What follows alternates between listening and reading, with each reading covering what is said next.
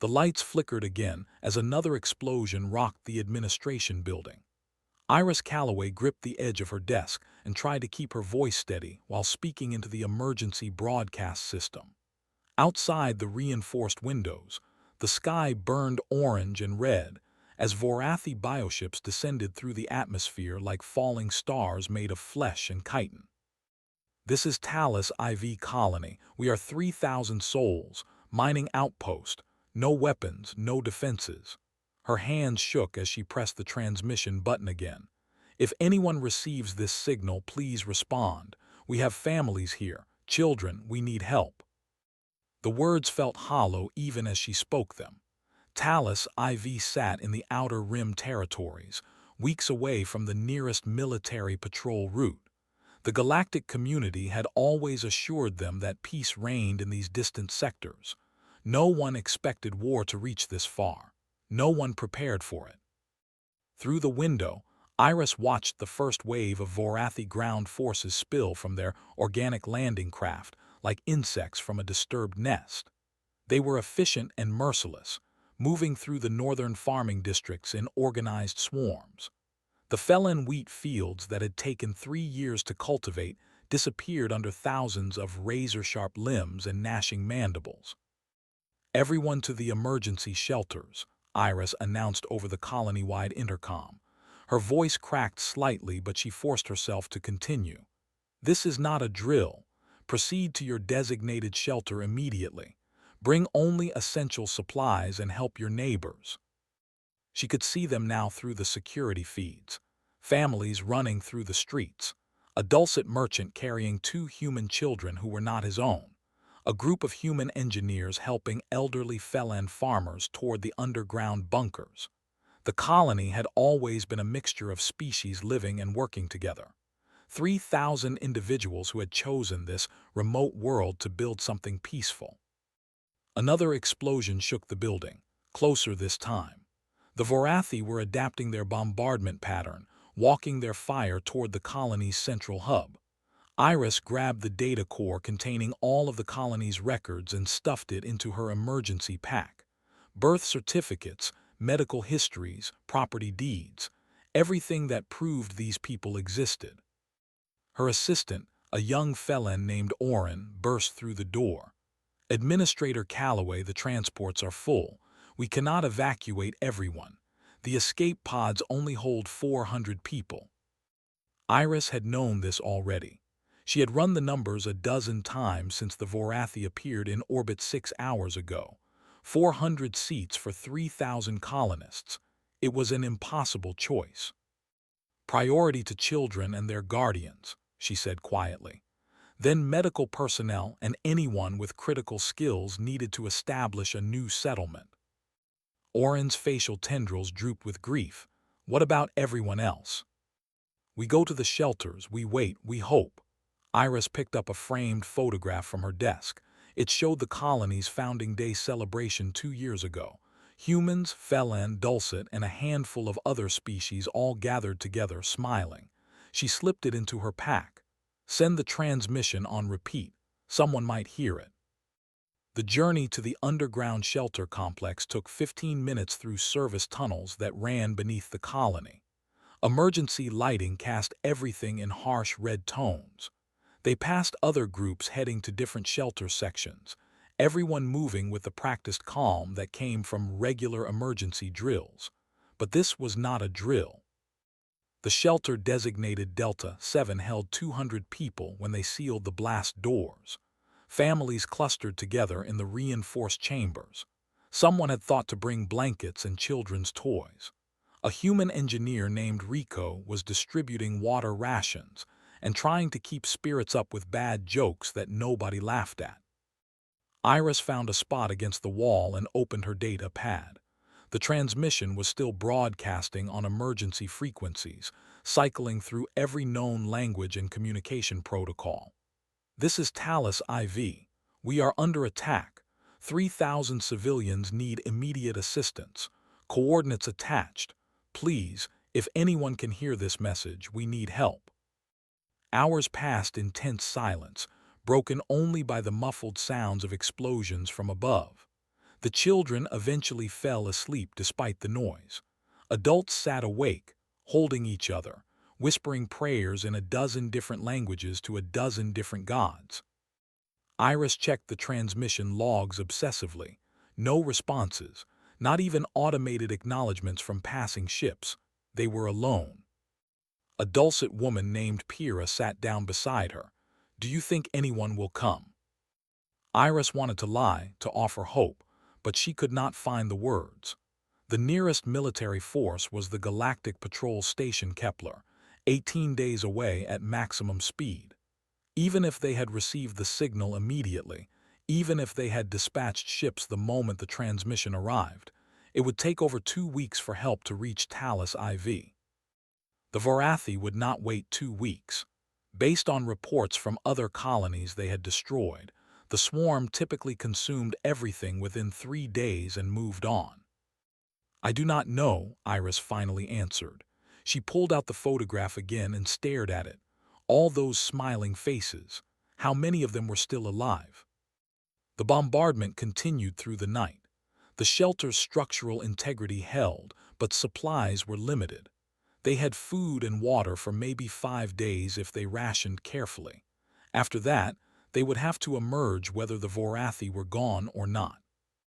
Rico organized the adults into work shifts to keep everyone busy. Some monitored the sensor equipment. Others cared for the children or prepared meals from the emergency stores. Iris kept broadcasting the distress signal, updating it every hour with casualty estimates and status reports that grew bleaker each time. On the morning of the second day, the power grid failed. The shelter switched to emergency batteries. They had enough charge for 72 hours. Then the life support systems would begin to fail.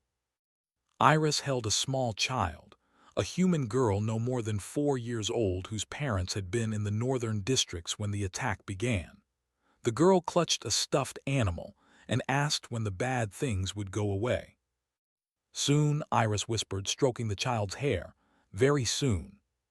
She did not believe her own words, but what else could she say? 12 hours into the third day, the bombardment stopped. The sudden silence was more terrifying than the explosions had been. Iris jerked awake from an exhausted half-sleep and listened to the absence of sound. Around the shelter, others stirred as well, confused and frightened by the change. "What happened?" Orin whispered. "Why did they stop?" Rico moved to the sensor panel and studied the readings. His face went pale. "Something is entering the atmosphere. Multiple objects, dozens of them. No, hundreds." "More Vorathi." Pyrrha's voice shook with fear. "I do not know. The signatures are different. Metal, not organic. They are coming in fast, burning through the air like meteors."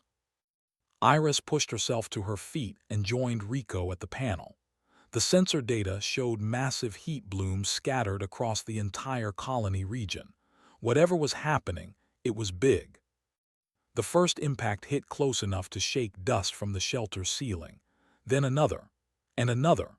The ground trembled with each collision as if giants were falling from the sky and slamming into the earth with terrible purpose. "We need to see what is happening," Iris said. She moved toward the blast door controls. "Wait," Rico grabbed her arm. "It could be dangerous. We do not know what is out there." "We are already dead if we stay here. The batteries will not last another day." Iris pulled free and began the door opening sequence. "I need to know." The blast door opened with a hydraulic hiss. Air from outside rushed in, hot and thick with smoke. Iris climbed the access ladder to the surface with Rico and Orin close behind her. They emerged into a world transformed by fire. Craters dotted the landscape as far as she could see.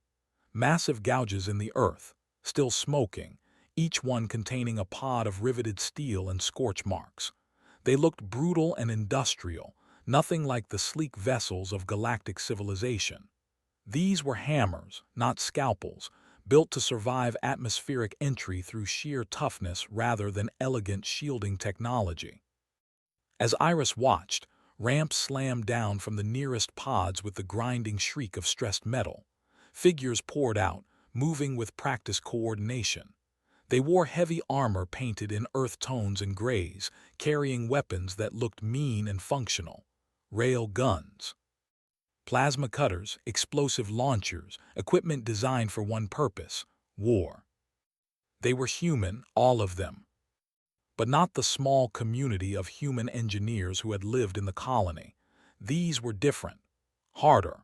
They moved like predators, scanning constantly for threats, setting up defensive positions with frightening efficiency. One of them spotted Iris and the others emerging from the shelter entrance. She barked orders and a group detached from the main force, jogging over with weapons ready but pointed safely aside.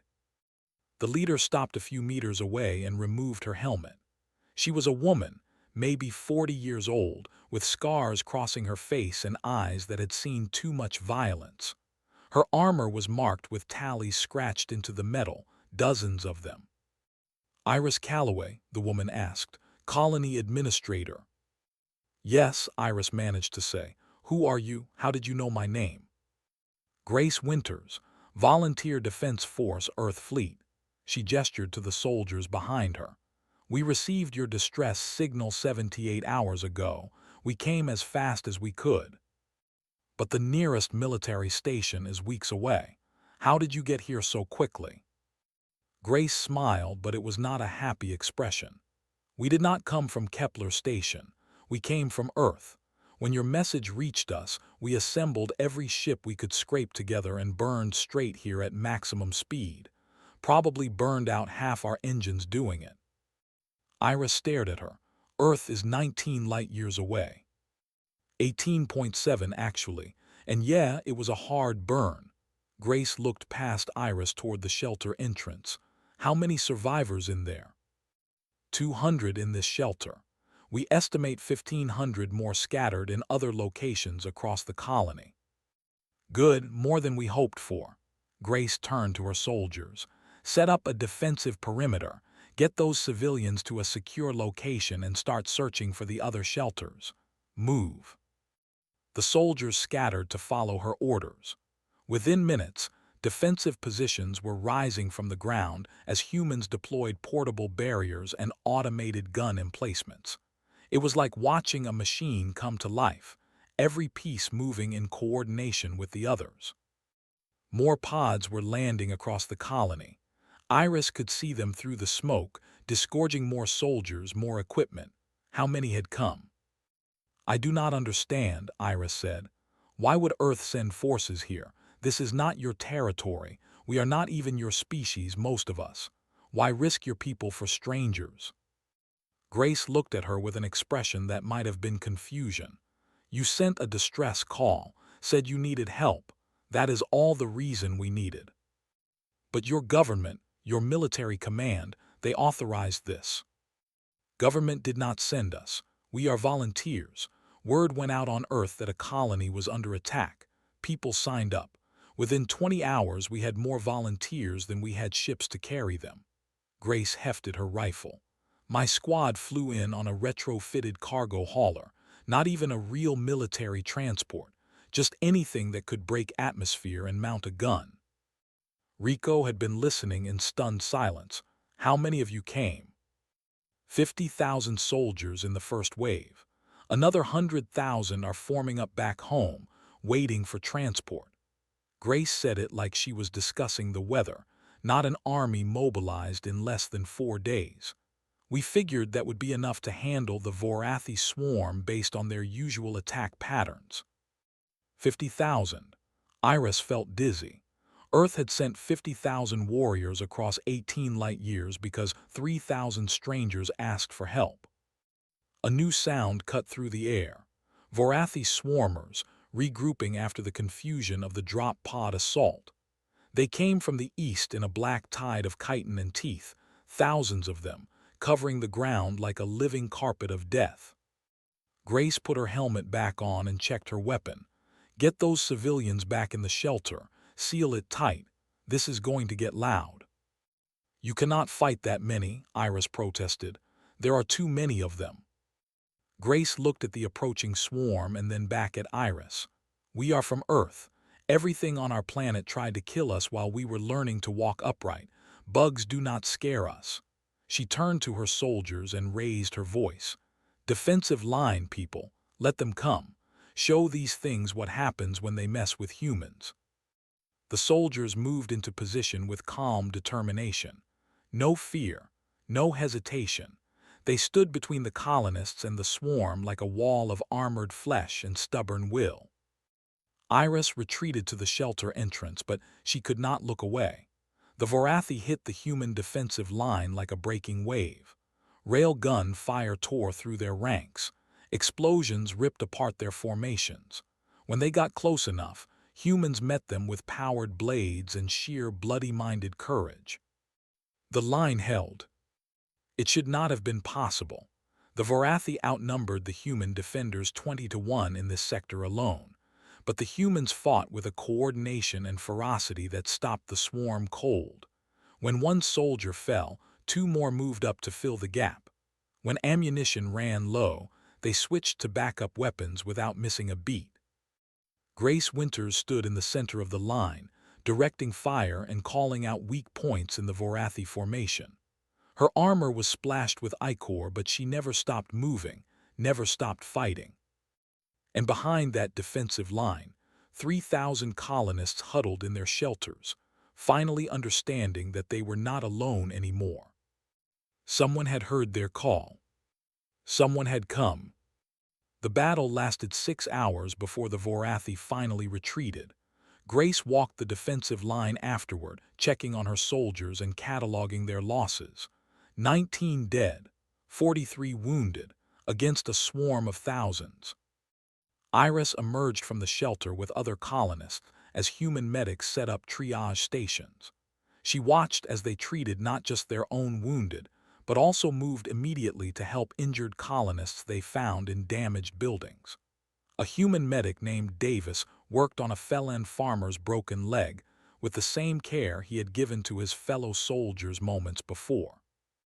"You saved us," Iris said when Grace passed nearby. Grace paused and looked at her. "We pushed them back. They will regroup and try again. This is far from over."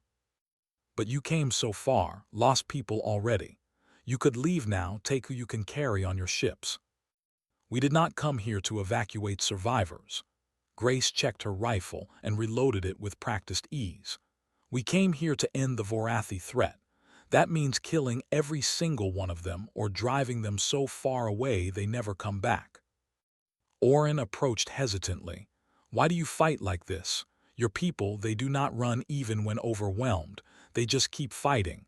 Where does that come from?" Grace sat down on a piece of rubble and gestured for them to join her. She pulled off her helmet and wiped sweat from her face. "You know where Earth is in the galactic classification system?" "A standard habitability world," Iris said. "Class M, suitable for most species." "That is how the galaxy sees it. We call it something different. We call it a death world." Grace pulled out a canteen and drank. "Everything on Earth is trying to kill you. The animals are predators with claws and teeth. The plants are poisonous. The weather spawns storms that can flatten cities. Earthquakes, volcanoes, hurricanes, diseases that evolve faster than we can cure them.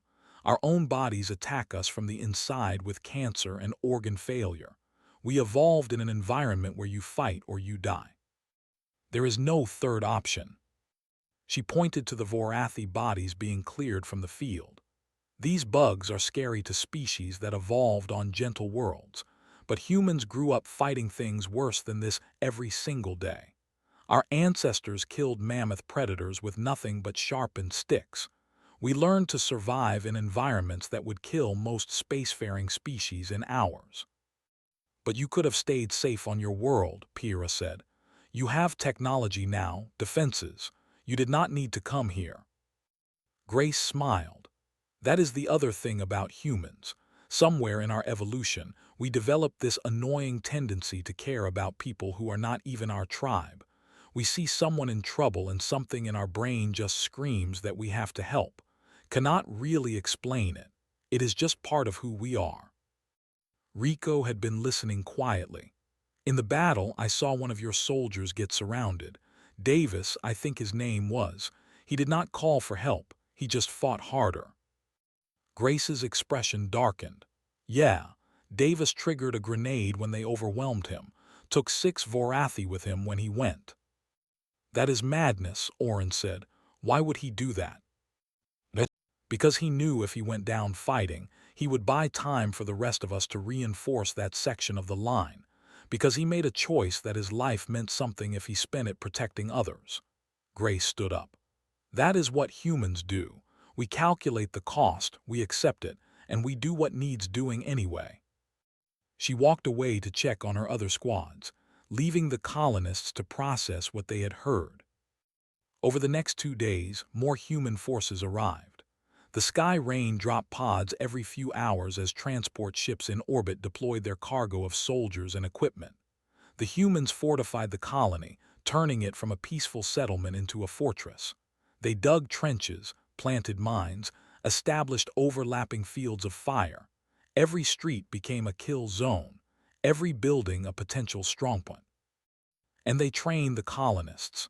Lily, a soldier who had been a teacher before volunteering, gathered groups of civilians and showed them how to use weapons, basic rifles, how to take cover, how to fall back in an organized retreat.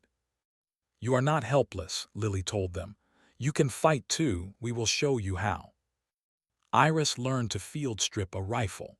Oren learned to throw grenades. Pyrrha learned basic first aid. The colonists transformed from victims into something harder, something more resilient. Not soldiers, but not defenseless anymore either. The Vorathi attacked again on the 3rd day. This time they came from multiple directions, testing the defenses, looking for weak points. The humans met them with coordinated fire. Rail guns tore through the swarm ranks. Mortars dropped explosive shells into their formations. When the Vorathi broke through in one sector, human quick reaction forces moved to plug the gap before the swarm could exploit it. But the fighting was brutal. More humans died. A soldier named Bait held a checkpoint with just 3 others against hundreds of Vorathi for 20 minutes until reinforcements arrived. When help finally reached them, Bait was the only one still alive, standing on a pile of dead bugs with her armor torn open and a broken arm hanging useless at her side.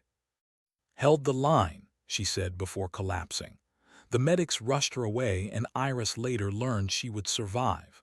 When Bait woke up in the medical tent, her first question was when she could return to duty. That night, Grace called a meeting with her squad leaders and the colony representatives. Maps covered the table, showing Vorathi positions and human defensive lines. Red marks indicated where they had lost soldiers. There were too many red marks. We cannot keep fighting defensively, Grace said. The Vorathi have too many troops on the ground and their hive ships in orbit just keep deploying more. We need to take the fight to them. Attack their ships, Iris asked. That is suicide. You do not have spacecraft, just troop carriers. We have mining ships, Grace said, looking at her. Your colony uses them to work the asteroid belt. They have plasma cutters designed to carve apart rock. Those cutters will go through Vorathi biohulls just fine. Rico shook his head. Those ships are not armed, not armored. They will be torn apart. Probably, Grace agreed. But if we can get boarding parties onto the hive ships and plant explosives at key structural points, we can bring them down. Take out enough hive ships and the ground forces will lose coordination. We can beat them then. You are asking your people to fly into enemy fire with no real protection, Iris said. Most of them will die before they even reach the hive ships. Grace met her eyes. I know, we will ask for volunteers.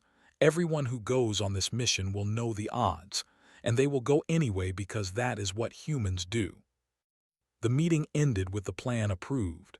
As Iris walked back to the shelter, she found herself crying, not from fear, but from a grief she could not name. These humans had come across the stars to save strangers. They fought impossible battles. They died without hesitation if it meant others might live. What kind of species did that? What kind of people chose to be heroes when they could have just stayed home and been safe? She did not have an answer. But she knew that if they survived this, the galaxy would never see humanity the same way again. The mining ships launched at dawn, rising from the colony spaceport with human soldiers packed into their cargo bays.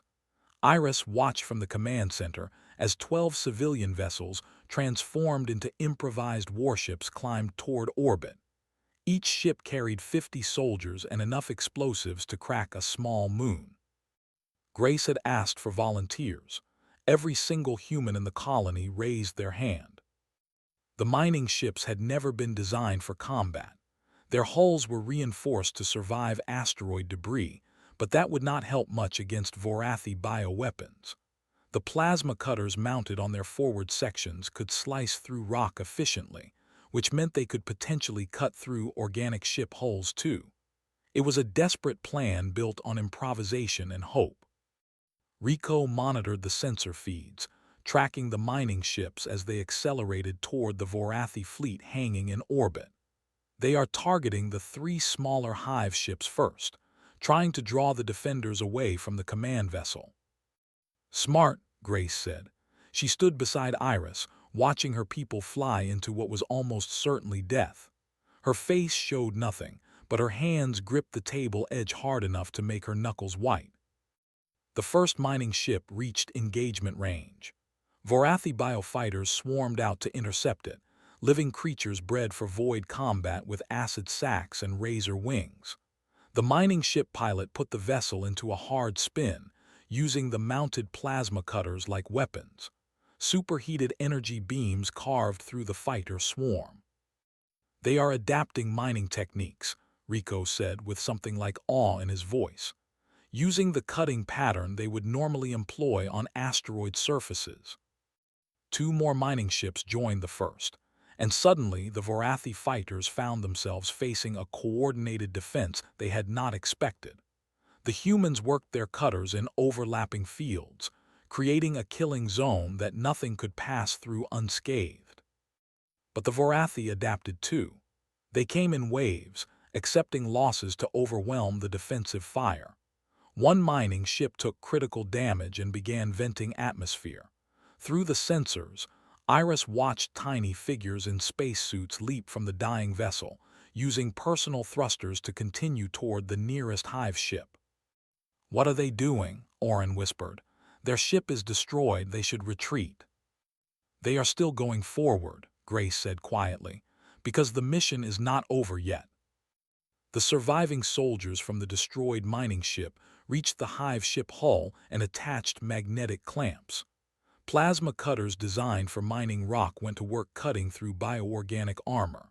Within minutes, they had breached the outer hull and disappeared inside. The remaining mining ships pressed their attack. They lost another vessel to concentrated fire, then another. But each time, the soldiers aboard refused to quit. They ejected in suits and pushed forward, using their last moments to complete the mission. 7 mining ships made it to docking positions. They clamped onto hive ship hulls and disgorged their troops.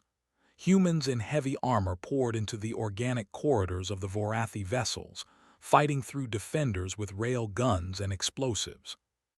Bait, recovered enough to insist on joining the assault, led one of the boarding teams. Her damaged arm was locked in a support brace that also mounted a gun.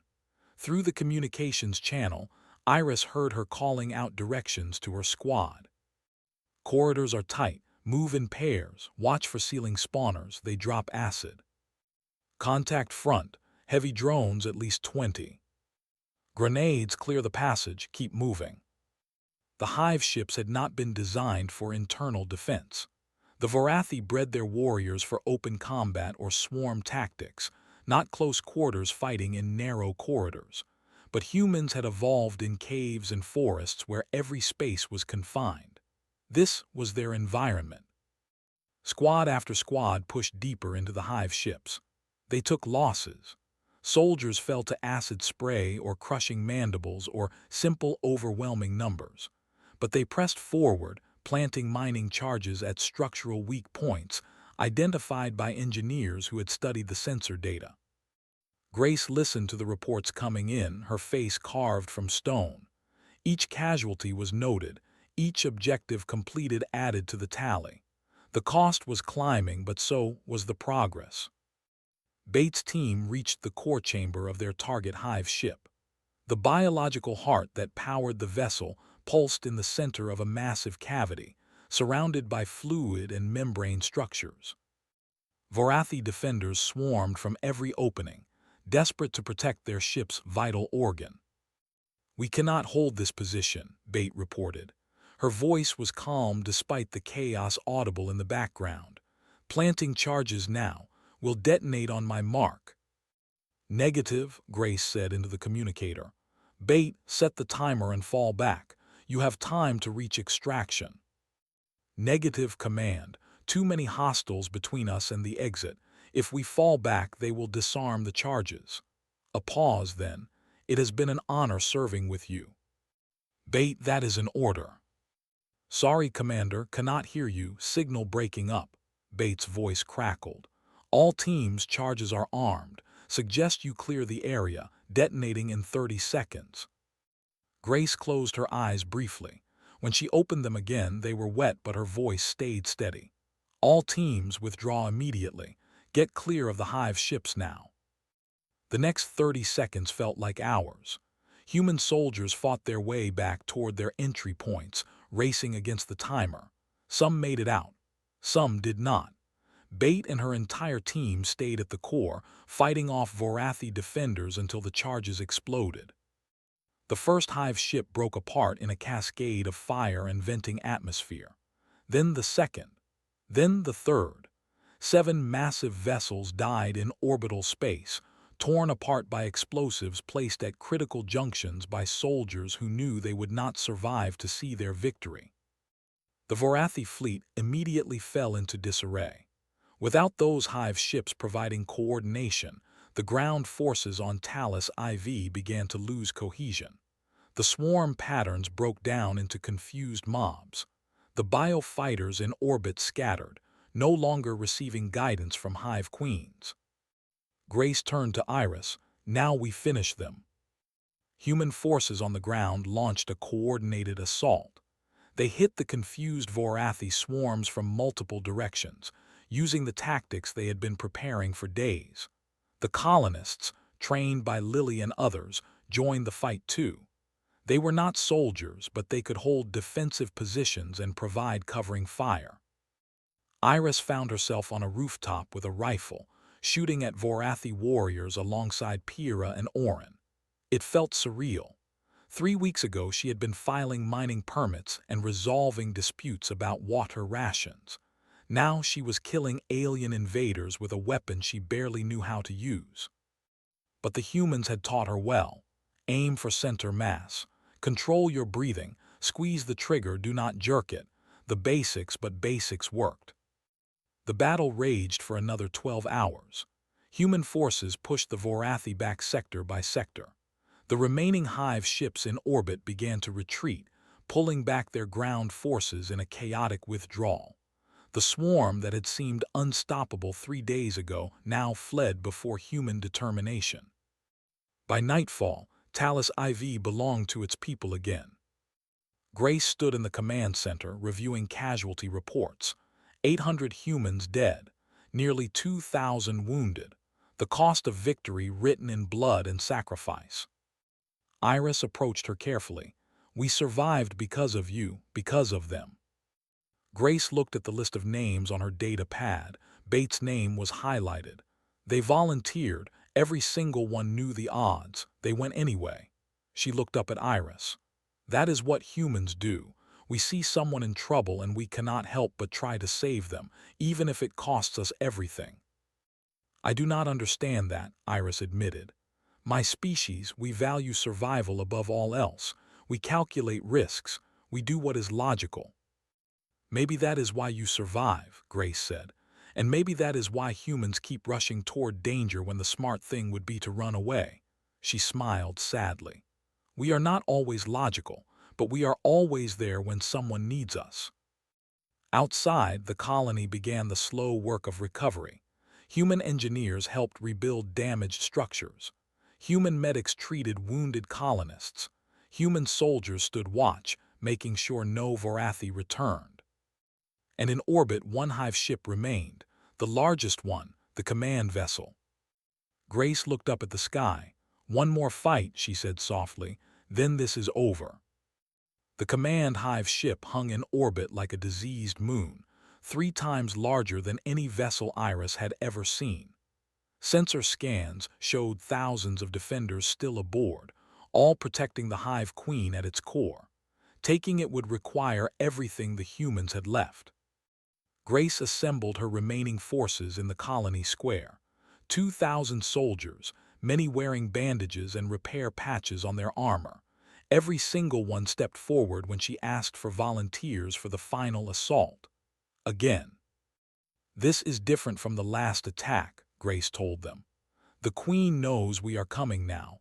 She will have concentrated her defenses. This will not be a surgical strike.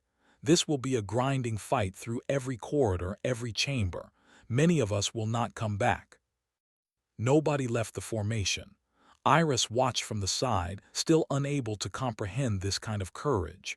They knew they were going to die. They chose to go anyway. Grace turned to Iris. "You should stay here, guard the colony. Make sure if we fail, you can evacuate the survivors." "No," the word came out before Iris could think about it. "You came here for us. Let us stand with you." "You are not a soldier." "Neither were half your volunteers before this started." Iris picked up a rifle. "You taught us to fight. Let us fight." Grace studied her for a long moment, then nodded. "All right. You are with my squad. Stay close and do exactly what I say." 20 mining ships and cargo haulers launched toward the command hive. These were the last functional spacecraft the colony had. If they failed, there would be no escape, no second chance. This was everything. The Hive Queen was ready for them. Biofighters swarmed out in formations that showed tactical intelligence. They targeted engines and weapons in coordinated strikes. The lead ship exploded within seconds, then another. But the human pilots had learned from the previous assault. They flew in tight formations, using overlapping fire to create defensive zones. When ships took critical damage, they rammed themselves into biofighter swarms rather than dying uselessly. Iris rode in Grace's ship, gripping a support rail as the vessel shook from impacts. Around her, soldiers checked weapons and equipment with practiced calm. Nobody spoke much. There was nothing left to say. They lost half their ships before reaching the hive hull. The survivors clamped on and began cutting their way inside. Grace led her squad through a breach point, moving fast into corridors that pulsed with organic life. The walls themselves seemed to breathe. The Vorathi met them immediately. Not the simple warriors they had fought on the ground, but elite guards bred specifically to protect the Queen. They were larger, faster, covered in thicker armor plating. Each one took multiple shots to bring down. Grace's squad fought through them with brutal efficiency. When rail guns ran empty, they switched to plasma cutters. When those overheated, they used blades and bare hands. Iris found herself firing her rifle on automatic, barely aiming, just putting rounds downrange toward anything that moved. They lost soldiers at every intersection. A young man named Peter took an acid spray meant for Iris and went down screaming. Grace dragged Iris forward before she could stop to help. "Keep moving. We stop, we all die." Other squads reported similar progress through different sections of the ship. Slow, bloody, grinding forward by meters at a time.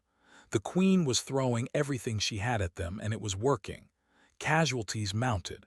Ammunition ran low, but the humans pushed deeper. It took 3 hours to fight through to the Queen's chamber. Only 30 soldiers remained from the original assault force. Grace's squad had been cut down to 7, including Iris. They stood at the entrance to a massive cavity that looked like the inside of a living creature. Membranes and arteries covered the walls, and at the center, suspended in fluid, was the Queen. She was enormous, easily 20 meters long with multiple segments and hundreds of limbs. but her head was almost humanoid, with eyes that showed disturbing intelligence. When she spoke, her voice resonated directly in their minds. "Brave little mammals, you fight so hard for creatures not even your own kind. Why?" Grace stepped forward, rifle ready. "They asked for help, that is all we needed." "Foolish, they are nothing to you, different species, different worlds. You share no evolutionary history, no biological imperative to protect them." "We do not need a biological reason. We choose to care. That is what makes us human." The Queen's telepathic voice carried something like amusement. "And now you will die for that choice. All of you. I have been analyzing your tactics, learning your patterns. You cannot win this fight." "Maybe not," Grace signaled her remaining soldiers. They spread out, taking positions around the chamber. "But we are going to try anyway." The Queen attacked, not with claws or teeth but with pure mental force. Psychic pressure slammed into the humans like a physical blow. Two soldiers collapsed immediately, blood running from their noses. The others staggered but held their ground. Iris felt the pressure crushing down on her mind, trying to overwhelm her consciousness. Images flooded her thoughts. Fear, despair, the certainty of death. She fell to her knees. Then Grace was there, pulling her up. "Do not listen to her. Stay with me." The soldiers opened fire. Railgun rounds tore into the Queen's body, but her hide was thick, reinforced with chitin layers that deflected most shots. She lashed out with her limbs, crushing one soldier against the wall. Another went down to a spray of acid. Grace pulled mining charges from her pack and ran toward the Queen. Vorathi elite guards dropped from ceiling vents, trying to intercept her. Rico appeared from nowhere, firing to clear a path. He took a claw through the chest but kept shooting until he collapsed. Iris followed Grace, no longer thinking, just moving on training and desperation. They reached the Queen's central mass and began attaching charges to the exposed arteries that fed her body. The psychic pressure increased. The Queen was screaming now, not with sound but with raw mental force. "You will die here, all of you." "Probably," Grace agreed. She armed the charges. The timer showed 30 seconds, too short to reach an exit. She had known that when she said it. Iris grabbed her arm. "Grace, we can still make it out." "No, too many guards between us and the breach point. They will disarm these charges if we leave them." Grace met her eyes. "Get out of here. Tell people what happened.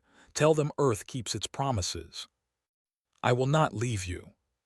"You have to. Someone needs to survive this to remember." Grace pushed her toward the chamber exit. "Go, now." The other surviving soldiers had formed a defensive line, holding back the Vorathi guards. 3 of them still stood, firing methodically. They were buying time. Iris ran. She hated herself for it, but she ran. Behind her, she heard Grace shouting orders, coordinating the final defense. The timer counted down. She made it to the breach point where their entry ship waited. The pilot, a woman named Lily who had taught colonists to fight, grabbed her and pulled her aboard. "Where are the others?" "They are not coming." Lily's face went hard. She sealed the airlock and fired the engines. The ship pulled away from the hive just as the charges detonated. The explosion tore through the Queen's chamber and propagated along the arterial systems throughout the ship. The massive vessel shuddered, convulsed, and began to break apart. Biosystems failed. Structural integrity collapsed. The command hive died, taking its Queen and the last of Grace's assault force with it. Iris watched through the viewport as the ship came apart in orbital space. 30 soldiers had died in that final attack, Grace Winters among them. They had completed the mission, killed the Queen, broken the swarm. They had won. But the cost made that victory taste like ash in her mouth. The remaining Vorathi forces scattered immediately.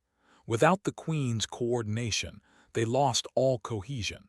Some fled the system entirely. Others were hunted down by the human forces that remained on Talos IV. By the next day it was over. The colony was secure, the threat eliminated. 3,000 colonists had survived, but 873 humans had died, making that survival possible.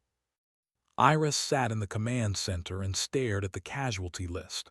All those names, all those people who had volunteered to die for strangers. She would never understand it, but she would never forget it either. Lily found her there hours later. "We are preparing a memorial. Will you help?" Iris nodded. It was the least she could do, the very least. The memorial took shape in the central square over 3 days. Colonists and soldiers worked together, building it from salvaged metal and stone pulled from the ruins. 873 markers, one for each human who had fallen defending Talos IV. Each marker bore a name, a rank, and a simple phrase. They answered the call. Iris helped place the stones, learning each name as she went. Grace Winters, Bate Chen, Davis Miller, Rico Santos, Peter Walsh. The list went on, each one representing a life spent to save strangers. The dedication ceremony drew everyone who remained on Talos IV. 3,000 colonists stood beside the surviving human soldiers, nearly 2,000 of them wounded but present. No one wanted to miss this. Lily, now the senior human officer after Grace's death, spoke first. Her voice was steady despite the emotion behind it. "We came to Talos IV because we heard people calling for help. We came because that is what humans do. We fight for those who cannot fight for themselves. We stand between the innocent and harm. We choose to care even when caring costs us everything." She paused and looked at the memorial markers. These soldiers volunteered, every single one. They knew the odds. They came anyway. They fought anyway. They died anyway. Because they believed some things are worth dying for, because they believed you were worth saving. Oren stepped forward, representing the felon community. "We did not know humans before this attack. We had heard stories, but we did not understand. Now we understand. You are warriors, yes, but you are also guardians, protectors. You crossed the stars not for conquest or profit, but to answer a cry for help from people you had never met." His tendrils drooped in the felon gesture of deep respect. "We will never forget what you did for us." Pyrrha spoke for the Dulcet. Others spoke for the human engineers who had lived in the colony before the attack. Each one tried to express gratitude that felt too big for words. Then Iris stood before the memorial. She had not prepared a speech. Words felt inadequate, but she tried. "I sent a distress signal knowing no one would answer. Knowing we were too far away, too unimportant, too alien for anyone to care. I sent it because it was all I could do, because even hopeless gestures feel better than doing nothing." She touched one of the memorial markers. "But you answered. Earth heard our call across 18 light years and sent an army. Sent warriors who did not know our names, did not know our species, did not know anything about us except that we needed help." Her voice broke slightly. "Grace Winters asked me why I thought you came. I could not answer her then. I still cannot fully explain it. But I understand now that humanity operates on principles the rest of the galaxy does not share. You care when you should not. You fight when you should flee. You sacrifice when you should survive." She looked at the colonists gathered around her. "We are alive because humans decided our lives had value, not because of treaties or obligations or strategic interests, just because we asked for help and they could not bear to say no." She turned back to the memorial. "Thank you for everything. We will make sure the galaxy remembers what you did here." The ceremony continued with traditional rites from a dozen different cultures. Songs in languages most present did not understand. Prayers to gods that had never heard of Earth. Each species contributed something to honor the fallen warriors. As the sun set, Lily announced that the remaining human forces would be leaving within the week. "We are needed elsewhere. Another colony sent a distress signal yesterday. Different sector, different threat, but people need help." "You just lost 800 soldiers," Iris protested. "You are wounded and exhausted. You should go home, recover." "Home can wait, those people cannot." Lily smiled sadly. "This is what we do. We hear the calls and we go, every time, no matter what it costs us. There are so few of you left. Does not matter, someone called, we have to answer. Over the next few days, human forces prepared to depart. They left behind defensive equipment and training materials, showed the colonists how to maintain what they had built, taught them the basics of military organization in case the Vorathi ever returned.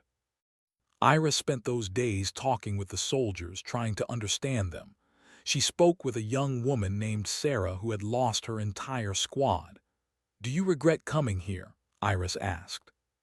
Sarah thought about it.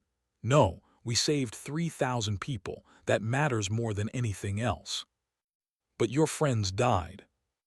"They died doing exactly what they wanted to do, protecting people who needed protection. There are worse ways to die." Sarah looked at the memorial. "Better to die standing between someone and danger than to live knowing you could have helped but chose not to." The galaxy was learning about Talos IV. The story spread through communication networks, trading posts, diplomatic channels. A human fleet had crossed the void to save a remote colony, had fought a Vorathi swarm with nothing but courage and improvised tactics, had won, but at terrible cost. Other species did not know what to make of it. Military analysts studied the battle records, trying to understand human tactics. Diplomats debated what Earth's intervention meant for galactic politics. Philosophers argued about the ethics of such extreme altruism. But in the outer colonies, in the vulnerable settlements far from military protection, the story meant something different. It meant hope. It meant someone was listening. It meant if the worst happened, if danger came, they could call for help and Earth would answer. The phrase spread, "Call Earth." When the human ships finally launched, the entire colony came to watch. 3,000 people standing together, waving goodbye to warriors who had saved them. The ships rose on pillars of fire, heading for orbit, heading for the next crisis, the next call for help. Iris stood at the memorial, one hand resting on Grace's marker. Lily had told her that more volunteers were already forming up on Earth. Hundreds of thousands signing up to follow in the footsteps of those who had fallen here, ready to fight, ready to die if necessary, ready to answer when someone called for help. A human child approached Iris, a little girl maybe 6 years old whose parents had been engineers in the colony. She had survived in the shelters while others fought and died to protect her. "Why did they do it?" the child asked. "Why did they come save us?"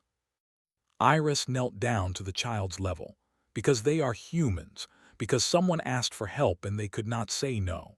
She pulled the child into a hug. "Because they believe some things are worth dying for, and protecting children like you is one of those things." The child nodded solemnly, processing this. Then she placed a small flower at the base of Grace's memorial marker. "Thank you," she whispered to the stone. In orbit, the last human ships aligned and jumped to faster-than-light travel, heading away from Talos IV, heading toward the next colony that needed them, the next battle, the next sacrifice. Because someone had called. And Earth always came. Years later, historians would study the Battle of Talos IV as a defining moment in galactic history. The moment when humanity announced itself not through conquest or trade, but through protection. The moment when the galaxy learned that Earth kept its promises. But for Iris and the 3,000 survivors, it was simpler than that. It was the day they learned they were not alone. The day they learned that somewhere in the universe, there was a species that cared enough to fight for strangers, to die for strangers. The memorial stood in the square, 873 markers under the twin suns, each one a reminder, each one a promise. Someone heard. Someone came. And if they called again, someone would come again, because that was what humans did, what they would always do. They answered the call.